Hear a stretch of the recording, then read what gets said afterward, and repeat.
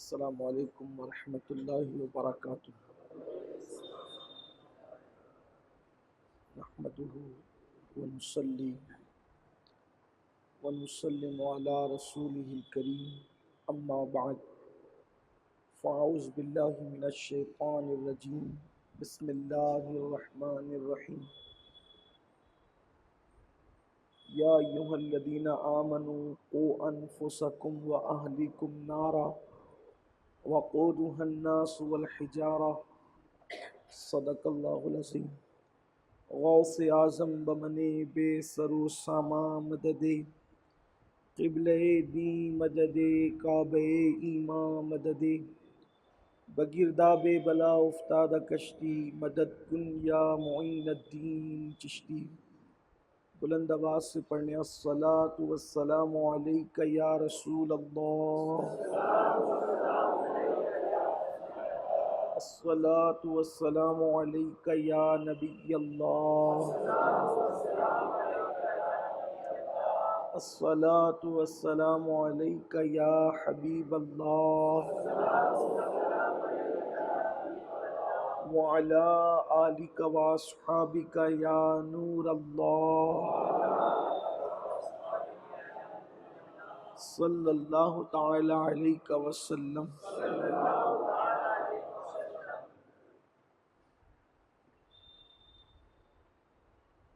جس آیہ کریمہ کی تلاوت کی ہے، اللہ رب العزت اس کے متعلق مجھے حق کہنے اور آپ تمامی حضرات کو حق سن کر اس پر عمل کرنے اور اسے عام کرنے کی توفیق عطا فرمائے۔ میں آپ سب کی محبتوں کا شکریہ ادا کرتا ہوں، اور بالخصوص چاچا کا بھی کہ انہوں نے بڑے محبت کے دعائیہ کلمات سے نوازا، اللہ قبول فرمائے۔ اس وقت پورے ملک ہندوستان میں مسلم امہ کی جو کیفیت اور حالات ہیں وہ ہمیں بہت فکر مند کرتے ہیں۔ فکر مند اس اعتبار سے کہ ہر قوم کے پاس 10 سال کا، 20 سال کا، 25 سال، 50 سال کا کوئی نہ کوئی منظم پلان موجود ہے کہ انہوں نے کرنا کیا ہے، اور مسلمانوں کا یہ حال ہے کہ کل کیا کرنا ہے وہ بھی ان کے پاس کوئی پلان اور کوئی منصوبہ موجود نہیں ہے۔ جس طریقے سے صبح کو بکریاں نکلتی ہیں، ان کے ذہن و دماغ میں کچھ نہیں ہوتا، بالکل ایسے ہی کہ جیسے چرواہا جدھر لے جائے گا ہم نے ادھر ہی جانا ہے، اور مقصد یہ ہے کہ ہم نے گھاس چر کر پھر واپس جہاں لائے گا وہیں واپس آ جانا۔ بالکل یہی صورتحال امت مسلمہ کی ہندوستان میں ہو گئی۔ ہمارے پاس کوئی پلان نہیں، ہمارے پاس کوئی منصوبہ نہیں، اور آپ کو حیرت ہوگی کہ جتنا منصوبہ بند مذہب اسلام ہے اتنا منصوبہ بندی کسی مذہب میں نہیں، جتنا ڈسپلین اسلام میں ہے اتنا کسی مذہب میں نہیں۔ آپ دیکھیے، ہمارے ڈسپلین کو دیکھیے، اس کی چند مثالیں آپ دیکھیے۔ آپ کسی بھی مذہب میں چلے جائیے، عبادت کے لیے کہیں کوئی ٹائم فکس نہیں ہے، کسی بھی مذہب میں جب چاہو، جب دل چاہے آپ عبادت کر لیں، یہ ہر مذہب کا طریقہ ہے۔ لیکن ایک مذہب اسلام ہے، حالانکہ عبادت کوئی بری چیز ہے، کوئی بری چیز ہے، بلکہ انسان پیدا ہی عبادت کے لیے ہوا ہے۔ میری بات پہ غور کرنا، ہماری پیدائش کا مقصد عبادت ہے، تو ہونا کیا چاہیے؟ ہونا کیا چاہیے؟ جب جی چاہے کرتے رہو، لیکن اسلام کہتا ہے نہیں، بے وقت کی شہنائیاں نہ بجے گی۔ قرآن کہتا ہے ان الصلاۃ کانت علی المؤمنین کتابا موقوتا، مومنوں پر ٹائم کی پابندی کے ساتھ نماز فرض کی گئی ہے. یعنی اگر کوئی چاہے میں بڑا نمازی ہوں اور فجر میں ظہر بھی پڑھ لوں تاکہ جلدی سے عبادت کر لوں اور پرسکون ہو جاؤں، اسلام کہتا ہے نہیں چلے گا. ایک ڈسپلین ہے ہمارے یہاں، جب تک کہ سورج ڈھل نہیں جاتا کوئی بڑے سے بڑا مفتی، کوئی بڑے سے بڑا ولی، کوئی بڑے سے بڑا امام، کوئی بڑے سے بڑا محقق وہ بھی نماز نہیں پڑھ سکتا. سب کو ایک دھاگے کے بندھن میں باندھا گیا ہے. یہ ٹائم ہوگا تو یہ ہوگا. اچھا پھر چلے ٹائم تو شروع ہو گیا، لیکن کوئی سو رہا تھا، کوئی رو رہا تھا، کسی کا شادی تھی، کسی کا میت تھی، وقت کا بہت بڑا امام اعظم، خطیب اعظم، قطب عالم مصروف تھا، تو سوچیں چلیں عصر کے ٹائم میں ظہر کی نماز پڑھ لیں گے، آج بزی بہت تھے. اسلام کہتا ہے تو کتنا ہی بڑا ہوگا نہ، تجھے بھی اجازت نہیں ہے. حتیٰ کہ کسی صحابی کو بھی، کسی ولی کو بھی آپ بھی پابند ہیں کہ ظہر کا وقت اگر ختم ہو گیا تو آپ کی نماز قضا ہوگی. آپ غور کیجئے، کیا اتنی سختی کے ساتھ ڈسپلین کسی مذہب میں آپ کو ملے گا؟ اگر ملے گا تو بتاؤ. جس مذہب میں اتنی منصوبہ بندی ہو، اتنا ڈسپلین ہو، اتنی سنجیدگی ہو، اس مذہب کے ماننے والوں کے پاس اٹھنے بیٹھنے کھانے پینے چلنے پھرنے میں کوئی ڈسپلین نہیں. مثال کے طور پہ دوسری بات آپ دیکھیں، اگر آپ 8 ذی الحجہ کو عرفات میں گئے تو بھی آپ حاجی نہ ہوں گے، اور اگر 10 کو چلے گئے تو بھی آپ حاجی نہ ہوں گے. کتنی بھی مجبوری ہو، کچھ بھی ہو، کوئی مجبوری نہیں چلے گی. آپ کی مجبوری آپ گھر رہیے. حاجی بننا ہے تو آپ کو آنا ہے 9 ذی الحجہ ہی کو عرفات کے میدان میں. اب دیکھیں، غور کریں، آپ ایک ایک چیز پہ غور کرتے جائیں. اس کے بعد آپ کی زبان ہندی ہے، آپ کی زبان مراٹھی ہے، آپ کی زبان اردو ہے، آپ کی زبان بنگلہ ہے، آپ کی زبان انگلش ہے، آپ کی زبان فارسی ہے. سب الگ الگ زبان والے آئے. ڈسپلین دیکھیں، یہاں کسی کی زبان کی اونچ نیچ نہیں چلے گی. سب کو ایک ہی زبان بولنا ہوگا، لبیک اللہم لبیک لبیک لا شریک لک لبیک ان الحمد والنعمت لک والملک لا شریک لک. یہ پڑھنا ہوگا. اس کے بعد آپ کو کلر کالا پسند ہے، آپ کو کلر لال پسند ہے، آپ کو کلر ہرا پسند ہے، آپ کو کلر پیلا پسند ہے، سارے کلر اتار دو. آج وہی کلر پہننا جس کو اللہ رسول نے پہننے کا حکم دیا. غور کریں، ڈسپلین دیکھیں، آپ اسلام کا نظم دیکھیں. آپ مجھے بتائیں، جس مذہب نے عبادت کے حوالے سے پابند کیا، اللہ کے رسول علیہ الصلوۃ والتسلیم نے فرمایا چاند دکھے تو ہی رمضان کا روزہ شروع کرنا، چاند دکھے تبھی روزہ ختم کرنا. اگر آپ کو یہ ہوا کہ یار آج 29 شعبان تھی، پتہ نہیں چاند کا اعلان صحیح کیا یا نہیں کیا، چلو میں 30 شعبان کو بھی روزہ رکھ لوں، اللہ کے رسول فرماتے ہیں وہ ہم میں سے نہیں ہے. اعلان نہیں ہوا، رمضان شروع نہیں ہوا، تم نے جب تک کہ چاند کا اعلان نہیں ہوگا، سب لوگ متفقہ طور پہ اعلان نہیں کریں گے، تم یعنی ایک دن پہلے اگر آپ شروع کرنا چاہیں نہیں کر سکتے. نہیں بھئی احتیاطاً، ہو سکتا ہے کہ آج چاند ہو گیا ہو، کسی کو دکھا نہ ہو، غلطی سے اعلان میں تاخیر ہوئی ہو، کہ یہ سب نہیں چلے گا. جب قوم اعلان کرے گی، جب قوم عمل کرے گی، سب کے ساتھ تم نے چلنا ہے، اکیلے نہیں چل سکتے. ہاں اگر پہلے سے آپ روزہ رکھتے آ رہے ہیں شعبان کا تو آپ رکھ سکتے ہیں، لیکن خاص اس لیے کہ میرا روزہ نہ چھوٹ جائے، آقا فرماتے نہیں رکھ سکتے جب تک کہ چاند کا ثبوت نہ ہو جائے. یہ ڈسپلین آپ دیکھیں. حالانکہ روزہ رکھنے میں کیا قباحت تھی، روزہ رکھنے میں قباحت کیا تھی؟ روزہ تو روزہ ہی ہے نا. منع کیا اس دن روزہ نہیں رکھنا، منع فرمایا، خاص طور پہ منع فرمایا اس دن روزہ نہیں رکھنا آپ کو. آپ مجھے بتائیں، یہ ہمارے مذہب کا ڈسپلین ہے. اور اب اس ڈسپلین کو دیکھتے ہوئے آپ مجھے بتائیں ہم کتنا ڈسپلین کے اندر ہیں. کیا ہمارے سونے کا کوئی وقت ہے؟ کیا ہمارے نیند سے اٹھنے کا کوئی وقت ہے؟ کیا ہمارے کھانے کا کوئی وقت ہے؟ کیا ہمارے لباس پہننے کا کوئی سٹائل ہے؟ کچھ بھی ہمارے پاس نہیں. ایک غیر منصوبہ بند طریقے سے بس زندگی کے شب و روز گزر رہے ہیں. اور یاد رکھیے، وہ مسافر کبھی منزل پر نہیں پہنچ سکتا جس کی منزل کا تعین نہ ہو. جس کی منزل مقرر نہ ہو. مثال کے طور پہ کوئی یہ سوچ کے گھر سے نکلے یار جدھر پہنچا دیا جائے گا پہنچ جائیں گے، زندگی بھر بھٹکتا رہے گا، کبھی اپنی منزل پر نہیں پہنچ سکے گا. بالکل ویسے ہی مسافر کی طرح ہم چل رہے ہیں جس کو اس کی منزل کا کوئی پتہ نہیں ہے. ارے اللہ کے بندو، گھر سے نکلنے سے پہلے انسان یہ طے کرتا ہے کہ میں نے کس منزل پر جانا ہے، کس شہر میں جانا ہے، کس گاؤں میں جانا ہے، کس علاقے میں جانا ہے. اسی کے بعد تو انسان گھر سے نکلتا ہے. ہم نے کوئی منزل کا تعین ہی نہیں کیا کہ ہم نے کرنا کیا ہے. بچوں کے بارے میں اپنا پلان کیا ہوگا، بچیوں کے بارے میں اپنا منصوبہ کیا ہوگا، اپنے خود کے بارے میں اپنا منصوبہ کیا ہوگا، ہمارے کل کے بارے میں اپنا منصوبہ کیا ہوگا. اس کے پاس ہمارے پاس کوئی پلان نہیں ہے. اور جو قوم پلان کے بغیر زندگی گزارتی ہے وہ قوم غلام بنا لی جاتی ہے. وہ ان قوم کی حیثیت جانوروں سے زیادہ بدترین ہو جاتی ہے. اور ایک بات یاد رکھنا، اگر آپ پہلے طے کرتے ہیں کہ میں نے کرنا یہ ہے تو اللہ کی مدد آپ کے ساتھ شامل حال ہوتی ہے. مثال کے طور پر سلطان صلاح الدین ایوبی کی مثال لوگ زیادہ دیتے ہیں، بات زیادہ کرتے ہیں. بڑا لیڈر ہے امت مسلمہ کا، بڑی شخصیت ہے امت مسلمہ کی، لیکن آپ کو پتا ہے اس شخص نے شب معراج میں امام صاحب سے خطاب سنا. یہ بھی بڑا مسئلہ ہے، بہت بڑا المیہ ہے.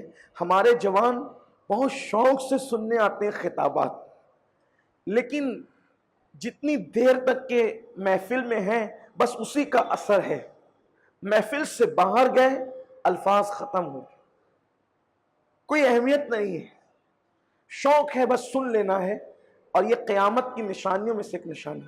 اللہ کے رسول صلی اللہ علیہ وآلہ وسلم کے فرمان کا مفہوم ہے کہ قیامت کے قریب لوگ دین کی باتیں صرف رسمی طور پر سنیں گے، بس دل بہلانا ہے، رسم ادا کرنا ہے. اور کچھ لوگ تو ایسے ہیں جنہیں سننے کا شوق بھی نہیں ہے. وہ سوچتے ہیں کہ بھئی جلدی یہ ختم کرے، میں آیا نماز کے لیے، بات ختم ہو تو میں جلدی سے یہاں سے جاؤں. یہی فکر ہے. لیکن آپ کو یہ بات پتہ ہونی چاہیے کہ یہ جو زمانے میں انقلاب آیا ہے، یہ منبر، محراب، یہ اس کی برکتیں ہیں.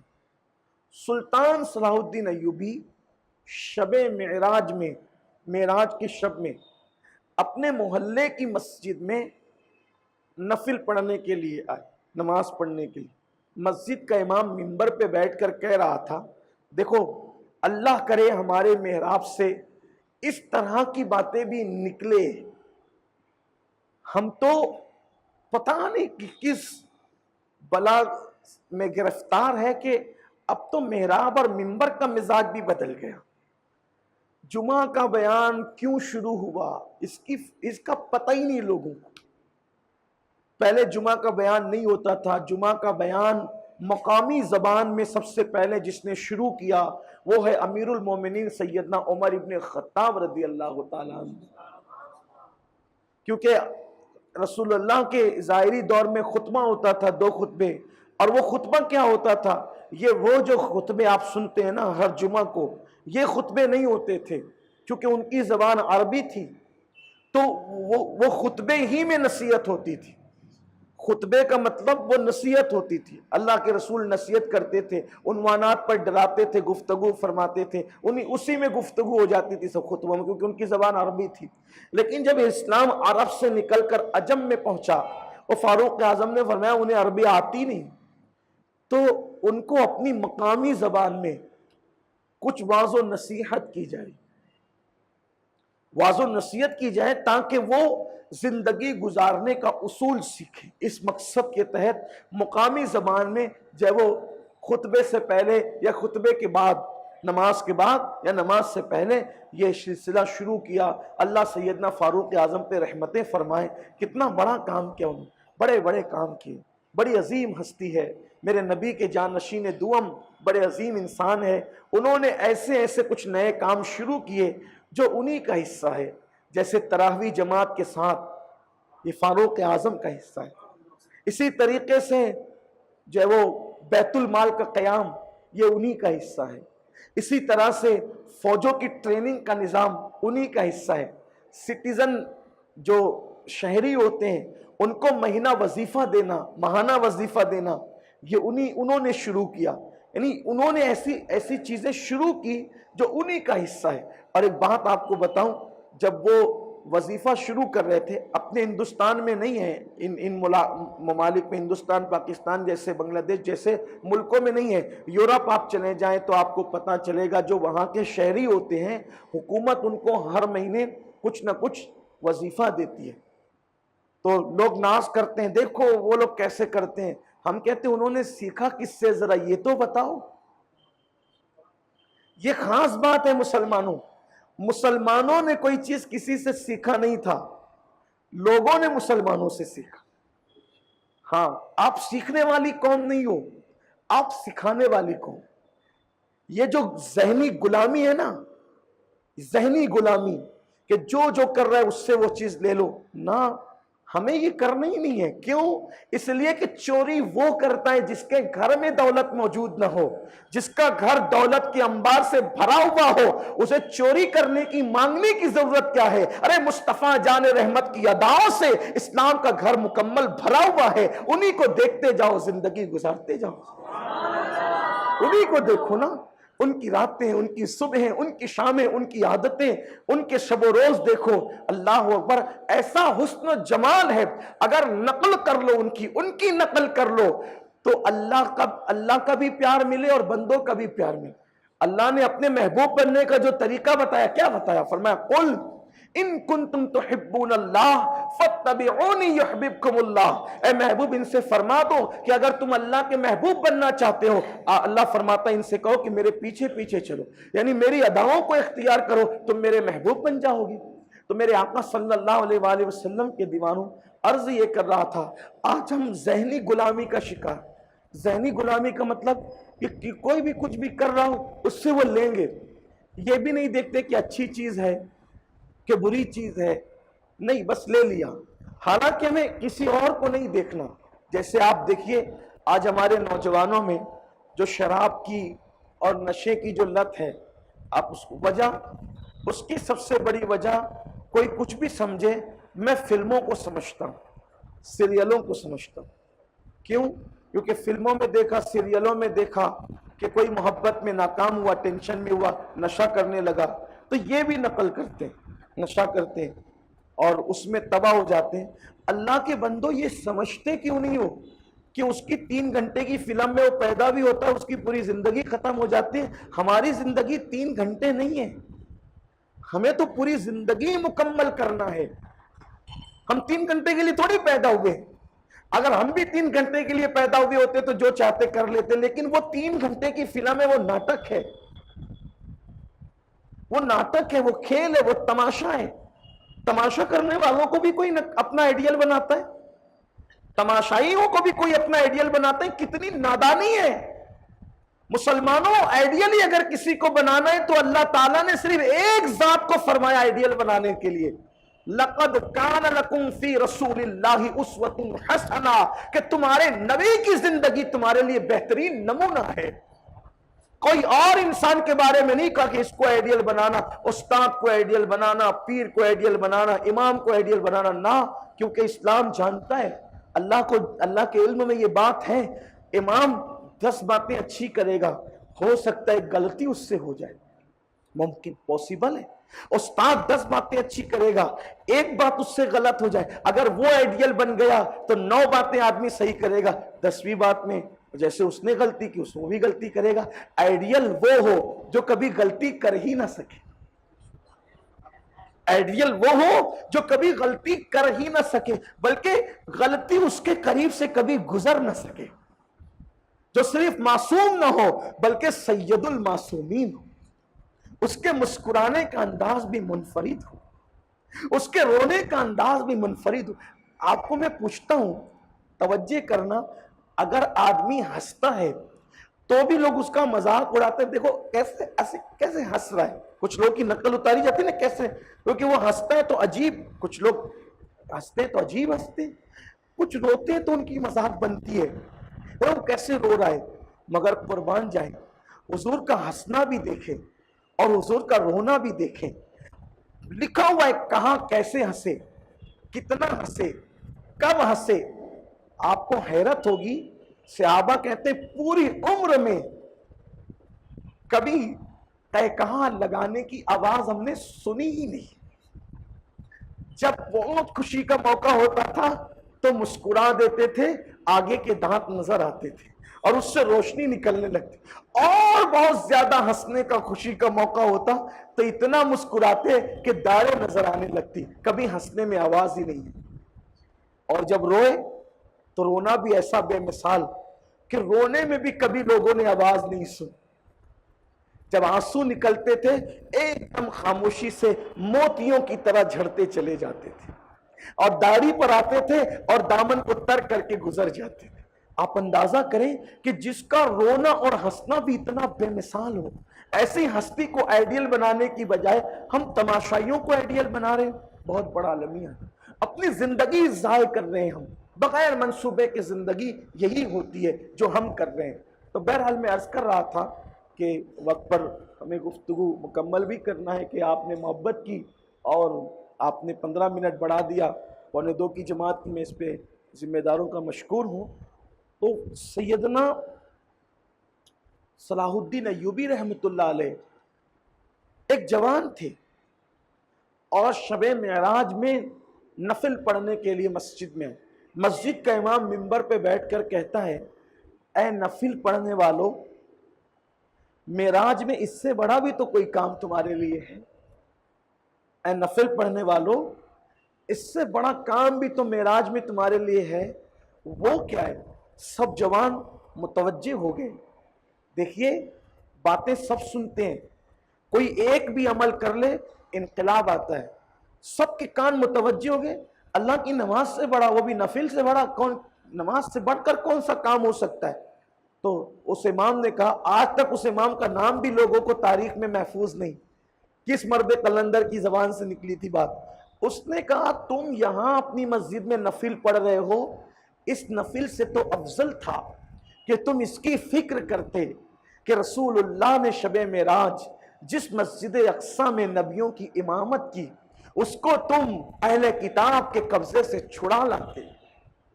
اس نفل سے بہت بہتر تھا, بہت بہتر تھا. اس نفل سے سلطان نے, دیکھو با مقصد زندگی گزارنے کا فائدہ, لوگ سب بیٹھے تھے, سلطان نے وہیں سر سجدے میں رکھا اور اپنے اللہ سے کہا, میں تجھ سے وعدہ کرتا ہوں آج کے بعد اس وقت تک اپنی بیوی کو ہاتھ نہیں لگاؤں گا جب تک بیت المقدس پر اسلام کا پرچم نہ لہرا دوں.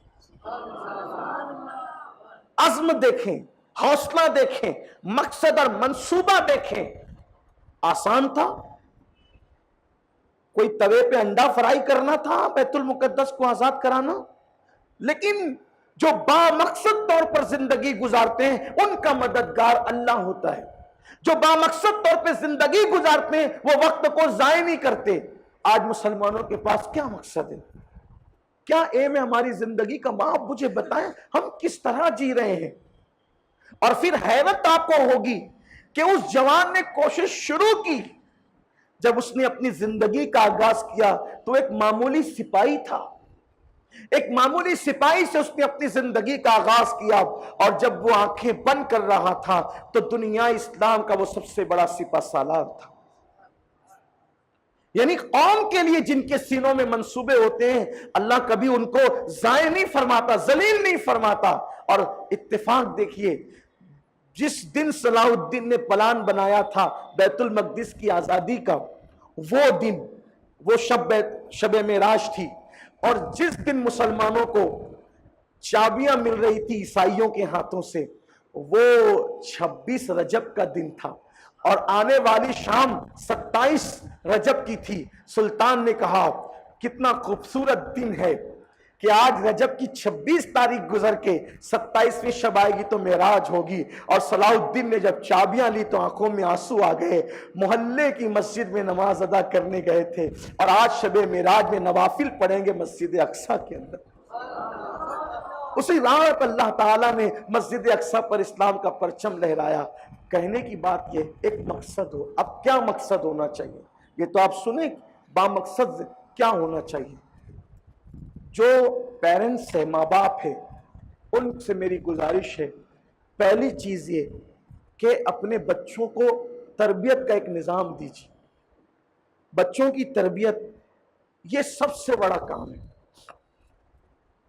یہ سب سے بڑا اس وقت ہمارا کام ہے، بچوں کی صحیح تربیت کرنا ہم نہیں کر پا رہے۔ ہمارے بچے جو ایک ایک نئی نئی قسم کی گالیاں دیتے ہیں، وجہ ہمارے گھر کا ماحول، ہمارا تربیت نہ کرنا۔ نمبر دو، بچوں کی تربیت کے لیے ان کو ٹائم دینا ضروری۔ ایک کسان سے، ایک مالی سے سیکھیے، اگر وہ اپنے گلشن کو ہرا بھرا رکھنا چاہتا ہے تو وہ صبح سے لے کے شام تک ان پودوں میں ہی لگا رہتا ہے۔ اگر مالی سو جائے جا کر کے تو اس کے پودوں کو گھن کھا لے گی، اس کے پودوں کو کیڑے کھا لیں گے، کبھی اس کے گلستان میں بہار نہیں آئے گی، پھول نہیں آئیں گے۔ اگر اپنے گلستان کو ہرا بھرا سرسبز و شاداب دیکھنا ہے تو اس میں آپ کو ٹائم دینا پڑے گا۔ یقین سے کہیے، ہم ہوٹلوں پہ جتنا ٹائم دیتے ہیں، کیا ہم نے کبھی گھروں میں اتنا ٹائم دیا؟ میں یہ نہیں کہتا ہوں ہوٹلوں میں نہ جاؤ، جائیں آپ، لیکن اسلام کہتا ہے جہاں بھی جاؤ۔ اچھا، اسلام کسی بھی جائز جگہ پہ جانے سے منع نہیں کرتا، یہ اسلام کی خاص بات ہے۔ میں تو لوگوں کو یہ کہتا ہوں، جتنے انجوائے کی اجازت اسلام دیتا ہے اتنے انجوائے کی اجازت کسی مذہب میں ہے ہی نہیں۔ یہ ایک الگ ٹاپک ہے، لیکن آپ دیکھیں اسلام منع نہیں کرتا۔ ہوٹل میں جانا ہے جاؤ، پارک میں جانا ہے جاؤ، بازار میں جانا ہے جاؤ، شہروں کی سیر و تفریح کے لیے جانا ہے جاؤ، عمارتیں دیکھنے جانا ہے، کہیں منع نہیں کرتا۔ لیکن کنڈیشن کیا لگاتا ہے پتہ ہے؟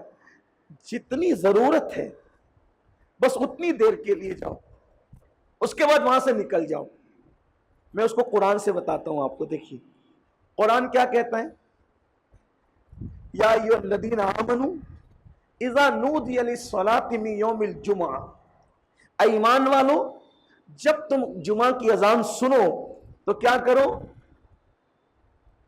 اذا نودی للصلاۃ من یوم الجمعہ فاسعوا الی ذکر اللہ وذروا البیع، اپنا کاروبار بند کر دو، خرید و فروخت بند کر دو، اور کہاں جاؤ؟ فاسعوا الی ذکر اللہ، دوڑو اللہ کے ذکر کی طرف، اللہ کی عبادت کی طرف۔ صحیح، یہی ہے قرآن کا حکم۔ اب آپ آ گئے مسجد میں، مسجد میں آ گئے، اذان ہو گئی، نماز ہو گئی، بیان ہو گیا، سلام ہو گیا، دعا ہو گئی، صحیح ہے، نماز ہو گئی، نماز پڑھ لی۔ تب قرآن نے کہا تھا کاروبار بند کر کے کہاں جاؤ؟ مسجد میں۔ تو مسجد میں بیٹھے رہے، اب کام ہو گیا، نماز ہو گئی، مطلب کام ہو گیا، کیا کریں؟ قرآن کہتا ہے فَإِذَا قُضِيَتِ الصَّلَاةُ فَانتَشِرُوا فِي الْأَرْضِ يَبْتَغُونَ مِنْ فَضْلِ اللَّهِ، کام ہو گیا نا، مسجد سے نکل جاؤ، باہر ہو جاؤ، باہر ہو جاؤ۔ اللہ باہر جا کے کرے کیا؟ کیا کرنا ہے باہر؟ وَابْتَغُوا مِنْ فَضْلِ اللَّهِ، زمین پر پھیل جاؤ اور کاروبار کرنے لگ جاؤ، اللہ کا فضل تلاش کرو، مصروف ہو جاؤ اپنے کام دھام کے اندر۔ اب مجھے بتاؤ، جب مسجد میں کام ہو جائے تو اسلام کہتا ہے مسجد میں پڑے نہیں رہنا، اس سے نکل جاؤ۔ وہ گپ شپ کی جگہ نہیں، وہ بیٹھنے کی جگہ نہیں، وہ دنیا کی باتیں کرنے کی جگہ نہیں، وہ سونے کی جگہ نہیں، وہ کھانے کی جگہ نہیں، وہاں نماز ہے، عبادت، عبادت ہو گئی، کام ہو گیا، نکلو وہاں سے۔ تو ہمیں کیا پتا چل رہا ہے؟ جب مسجد میں نماز ہو جائے، کام ہو جائے، تو اسلام اجازت دیتا ہے کہ مسجد سے نکل جاؤ۔ تو ایسے ہی ہے نا، جب مسجد میں نماز کے بعد گپ شپ کرنے کی اجازت نہیں ہے، بیٹھ کر ٹائم پاس کرنے کی اجازت نہیں ہے، عبادت ہوئی، آئے تھے کس مقصد کے لیے؟ عبادت کے لیے، عبادت ہوئی، چلے جاؤ۔ تو جب مسجد کا کام پورا ہو جائے تو وہاں سے چلے جانے کی اجازت دی جا رہی ہے، تو ہوٹل پہ بھی چائے کے لیے جا رہے ہو، کام پورا ہو جائے اٹھ جاؤ، کھانے کے لیے جا رہے ہو جاؤ، کام پورا ہو جائے اٹھ جاؤ۔ یہ کہ آپ گھنٹوں بیٹھے رہے، اخبار چاٹتے رہے، بھنکس کرتے رہے، غیبت کرتے رہے، لڑائیاں لگاتے رہے، ایک دوسرے کی عزت اچھالتے رہے، پگڑیاں اچھالتے رہے، آبرو سے کھیلتے رہے۔ ذرا گھر جا کے سوچنا کہ جو مذہب عبادت کے بعد مسجد سے نکلنے کی اجازت دیتا ہو، وہ مذہب یہ کیسے گوارا کر سکتا ہے کہ تم گھنٹوں کہیں بھی پڑے رہو، بغیر مقصد کے کہیں مت جاؤ؟ اللہ کے رسول صلی اللہ علیہ وآلہ وسلم فرماتے ہیں جس میں دین اور دنیا کا فائدہ نہیں ہو وہ کام چھوڑ دو. کام صرف آپ کو وہی کرنا ہے یا تو جس میں آپ کا مذہب کا فائدہ ہو یا تو آپ کی دنیا کا فائدہ ہو. دین دنیا کا جس میں فائدہ نہیں ہے وہ کام آپ نے چھوڑ دینا ہے. یہ حسن اسلام ہے. بلکہ فرمایا دنیا کا سب سے اچھا انسان وہ ہے جو ان کاموں کو چھوڑ دیتا ہے جس میں نہ فائدہ ہے نہ نقصان ہے, بس فائدے کا کام کرتا ہے. اب میں آپ سے پوچھتا ہوں, یہ جو موبائل پر میرے جوان گھنٹوں گیم کھیلتے بیٹھے ہوتے ہیں, آپ بتائیں اس میں آپ کا فائدہ کیا؟ آپ بتائیں کیا فائدہ ہے؟ اب آپ کہیں گے کوئی فائدہ نہیں ہے, تو میں آپ کو ایک کام دیتا ہوں. آپ ایک کام کریں, جتنے ٹائم میں آپ گیم کھیلتے تھے کوئی اسلامی لٹریچر میں سے, اسلامی کتب میں سے کتاب لے لیں آپ, اور روزانہ 1 گھنٹے میں آپ کو 10 صفحات پڑھنا ہے. کتنے صفحات؟ 10 صفحات. 10 صفحات اگر آپ پڑھیں گے تو 1 گھنٹے میں ہو جائیں گے وہ 10 صفحات. اگر آپ 1 سال تک کے کتابوں کے 10 صفحات پڑھتے رہے, روزانہ کتنے صفحات پڑھیں؟ 10 صفحات. تو جب 1 سال مکمل ہوگا تو آپ کتنے صفحات پڑھ لیں گے پتہ ہے؟ 7,500 صفحات کے آپ عالم بن جائیں گے. آپ نے صرف 1 گھنٹہ دیا روزانہ ایک کتاب کے 10 صفحے پڑھنے کے لیے. 1 سال میں آپ کتنے صفحات کے عالم کہتے ہیں؟ جاننے والے کو, علم والے کو. آپ کو کتنے صفحات کا علم مل جائے گا 1 سال میں؟ 7,500 صفحات کا آپ کو علم مل جائے گا. اگر آپ نے 1 گھنٹہ صحیح طور پہ استعمال کیا تو آپ کا یہ فائدہ ہوا. اسی طرح اگر آپ اپنی پوری زندگی کو صحیح استعمال کریں تو آپ کا کتنا فائدہ ہوگا. با مقصد زندگی گزاریے, اولاد کی تربیت کیجیے. اچھی طرح یاد رکھنا, اور اولاد کی تربیت میں وہ کس کی صحبت میں رہتے ہیں اس پر آپ کی نظر چیل کی طرح ہونا چاہیے. اپنے بچوں کو غلط صحبت سے بچائیے, اس لیے کہ انسان کے بڑھنے کا سبب بھی صحبت ہوتی ہے اور انسان کے بگڑنے کا سبب بھی صحبت ہوتی ہے. اسلام نے صحبت پر, آپ کو حیرت ہوگی میرے عزیز, اسلام نے صحبت پر, پڑوس پر اتنا زور دیا ہے کہ جیتے جی ہی صرف اچھی صحبت نہیں, بلکہ اسلام کہتا ہے مرنے کے بعد بھی جب اپنے مردوں کو دفن کرو تو آس پاس کی قبر دیکھو کہ کس کے بازو میں تم دفن کر رہے ہو. یعنی صرف زندگی میں صحبت نہیں, مرنے کے بعد بھی.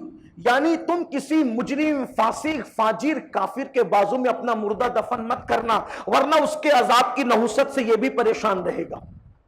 تلاش کرو قبرستان کے اندر نیکوں کی قبر کہاں ہے, اور اپنے مردوں کو نیکوں کے قریب میں دفن کرو. کیوں؟ اس لیے کہ اگر بازو کا مردہ نیک ہے تو اس کی برکت, اس کی صحبت کی برکت بھی بازو والوں کو ملتی. اب جو مذہب مرنے کے بعد قبروں میں اتنا احتیاط کرے, وہ مذہب جیتے جی صحبت کا کتنا احتیاط کرے. آئیے صحبت, اچھی قبر کی برکت کیا ہے. علامہ جلال الدین سیوطی فرماتے ہیں ایک بندے کا انتقال ہوا. اب جب انتقال ہوا تو لوگ اس کو دفن کرنے لے گئے, وہاں دفن کیا. دفن کے بعد کیا دیکھا کہ اس کی قبر پر پھول آ گئے. ارے واہ, یہ کتنا بڑا ولی تھا, کتنا نیک تھا, پرہیزگار تھا, ہمیں پتہ ہی نہیں تھا, اس کی قبر پر تو پھول آ گئے. اب لوگ تو لوگ ہیں نا, پبلک تو اپنی پھر پبلک ہی ہے. سوچا جب یار یہ اتنا بڑا ولی تھا تو کوئی دھندا تو شروع ہونا چاہیے نا اس کے نام پہ. جب ولی تھا تو اس کے نام پہ, ابھی قبرستان میں دفن کریں گے تو عرس کہاں کریں گے, سندل گاگر چادر کہاں ہوگی. اسی لیے کوئی نئی جگہ اس کو بنائے تاکہ وہاں دھندا کر سکے. آج تو یہ حالات ہیں مسلمانوں کے, بالکل سنیوں کے, جو مر رہا ہے اس کا عرس ہو رہا ہے. کوئی معیار ہے عرس کا؟ اب بتاؤ نا, عرس کا بھی تو کوئی معیار ہوتا ہے نا کہ انہی لوگوں کا ہوگا اور ان کا نہیں ہوگا. ان کو مرحوم کہا جائے گا, ان کو رحمت اللہ علیہ کہا جائے گا. کوئی فرق تو ہے نا. کہاں ہے؟ سب اپنے ہاتھ میں لے لیا, اور جو بولنے جاتا ہے اس کو گالیاں دیتے ہوگی, یہ ایسا بولتے ہیں.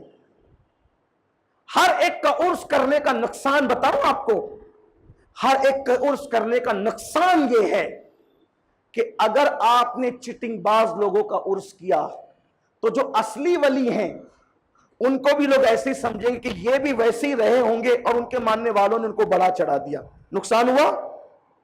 یا پھر دوسرا رخ یہ ہوگا، یا تو ان کو ان جیسا سمجھا جائے گا اس کی وجہ سے، یا تو ان کو ان کے برابر سمجھا جائے گا، ہے دونوں حالتوں میں نقصان۔ تو کیوں یہ کام کرتے ہو؟ کسی کی عقیدت کے لیے کیا عرس ہی ضروری ہے؟ سالانہ فاتحہ نہیں کر سکتے؟ دعائیں مغفرت نہیں کر سکتے؟ آپ مجھے بتائیں نا۔ ایک وقت وہ آئے گا اگر یہ صورتحال رہی ہر ایک کا عرس کرتے رہے تو پھر ہم بڑے بزرگوں سے دور ہو جائیں گے۔ ایک معیار ہونا چاہیے، ایک اعتدال ہونا چاہیے۔ اور کس کو مرحوم کہیں گے؟ حالانکہ دونوں میں کوئی فرق نہیں ہے زیادہ، لیکن عرف کا اعتبار ہوتا ہے۔ مرحوم کا مطلب وہ کہ جس پہ رحم کیا گیا، رحمت اللہ علیہ وہ کہ جس پہ اللہ رحمت فرمائے، کوئی زیادہ فرق نہیں ہے، لیکن عرف کا اعتبار ہوتا ہے۔ مرحوم سن کر لوگوں کو لگتا ہے کہ بھئی عام آدمی تھا، رحمت اللہ علیہ سن کر کے لگتا ہے کہ یار اللہ کا ولی تھا۔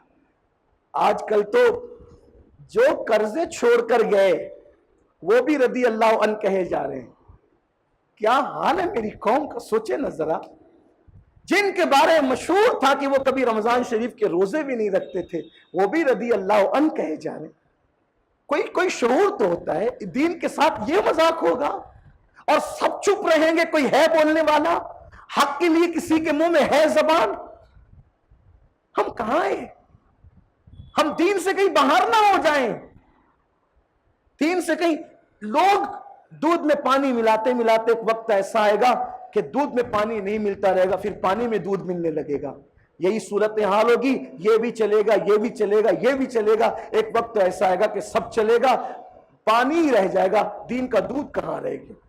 آنے والی نسلوں کو دین کہاں ملے گا؟ آنے والی نسلوں کو آپ صحابہ اتنے کٹر اور مضبوط تھے، ایک شخص فرض نماز کے بعد سلام پھیر کر جلدی سے کھڑا ہوا سنت ادا کرنے، فاروق اعظم نے ہاتھ پکڑ کے کھچ کے بٹھایا، بیٹھ، نماز ہی تو پڑھ رہا ہوں۔ کہا کہ کچھ وقفہ دے فرض اور سنت کے درمیان، کہیں اس کے درمیان وقفہ نہ دینے کی وجہ سے لوگ اس کو بھی آنے والی نسل فرض ہی سمجھنے نہ لگے، اس لیے تھوڑا وقفہ دے تاکہ دونوں میں فرق ہو جائے کہ فرض الگ ہو گئی، اب اس کے بعد سنتیں اور نفل الگ ہو گئی۔ یہ ان کی سوچ تھی، دور اندیشی تھی۔ اس لیے میری گزارش ہے آپ سے، اگر میری بات بری لگے تو معاف کرنا، میں تو آپ کے محلے کا ہی ہوں اور آپ کا بچہ ہوں، لیکن اگر میں حق کہہ رہا ہوں تو اس کو قبول کرنا چاہیے۔ اب میری بات غلط ہے تو ہوں تو آپ ہی کے محلے کا بچہ، آپ میری اصلاح کر سکتے ہیں، میں نے کب آپ کی بات ماننے سے انکار کیا، لیکن اگر میری بات سچی ہے تو آپ کو ماننا چاہیے۔ بات چلے میں سمیٹ لوں، بات ختم کر دوں، وقت بھی ہو گیا۔ عرض میں آپ کے سامنے یہ کر رہا تھا کہ جب اس کو دفن کیا وہاں اور پھول قبر پہ آ گئے اور لوگوں نے کہا کہ بھئی اس کو الگ دفن کریں گے تاکہ اس کا مزار بنے گا، اس کا مزار بنے گا، اس سے کچھ فائدہ ہو۔ جب اٹھا کے اور جگہ لے کر گئے تو وہاں سانپ آ گیا۔ کیا آ گیا؟ سانپ آ، ارے اور گھسا قبر میں، یہ کیا ہو گیا؟ تو ایک اللہ کے ولی صاحب کشف موجود تھے، آنکھیں بند کی، انہوں نے کشف کیا۔ حالانکہ یہ بات کشف والی سب کو عزم نہیں ہوتی، لیکن ہم اہل سنت مانتے ہیں، اور جو مانتے ہیں انہی کے لیے باتیں کی جاتی، جو انکار کرتے ہیں ان کے لیے نہیں ہے۔ آنکھ بند کی کشف کیا، کہ اللہ کے بندو یہ مجرم اور پاپی ہی تھا، وہاں دفن کیا تو بھی، یہاں دفن کیا تو بھی۔ کافر کا بات اتنی تھی کہ نصیب سے وہ جو بازو کی قبر تھی وہ ایک ولی کی تھی، تو اس کی صحبت کی برکت سے اس سے عذاب رکا ہوا تھا، اور جب صرف یہی یہ آ گئے نا جناب تو اصلیت اوپن ہو گئی۔ تو آپ بتائیں کہ قبروں کے لیے بھی یہ ہے کہ دیکھو کہ بازو میں ہے کون۔ یوں ہی تھوڑی صدیق اکبر دعا کرتے تھے اور فاروق اعظم دعا کرتے، مولا تیرے محبوب کے قدموں میں جگہ عطا فرما۔ جن کو جنت کا وعدہ رسول اللہ نے کیا، جنت کی ضمانت دی، پھر وہ نبی کا قدم کیوں ڈھونڈ رہے تھے؟ کیونکہ جانتے تھے جیتے جی بھی ان کی صحبت چاہیے اور بات وصال بھی ان کی صحبت چاہیے۔ تو صحبت کی یہ اہمیت ہے اسلام میں، تو اپنے بچوں کے لیے فیصلہ کرو کہ آپ کو اپنے بچوں کو رکھنا کس کی صحبت میں، اور اگر آپ نے صحبت کا خیال نہ کیا تو نبی کا بیٹا بھی بری صحبت میں رہ کر بگڑ گیا، کافر ہو گیا۔ حضرت نوح علیہ السلام کا بیٹا، جس کے بارے میں قرآن کی آیتیں ہیں، اور ایک مقام پہ کہہ دیا گیا لیس من اہلک، اب یہ آپ کی اولاد ہی سے نہ رہا۔ اللہ ہمیں توفیق دے۔ کہنے کو بہت سی باتیں، لیکن چونکہ نماز کا وقت ہو گیا ہے، اگر آپ اس طرح کے اصلاحی عنوانات سننا چاہتے ہیں تو ہر جمعہ کو عشاء کی نماز کے بعد جامع مسجد یا رسول اللہ میں سنی دعوت اسلامی کا ہفتہ واری اجتماع ہوتا ہے، آپ اس میں شرکت فرمائیں۔ اس مسجد میں جو وہ ہر اتوار کو درس قرآن ہوتا ہے، ہمارے حضرت مولانا حافظ غفران اشرفی صاحب درس قرآن یہاں دیتے ہیں۔ محلے والوں سے گزارش ہے کہ آئیں، قرآن کا درس سنیں۔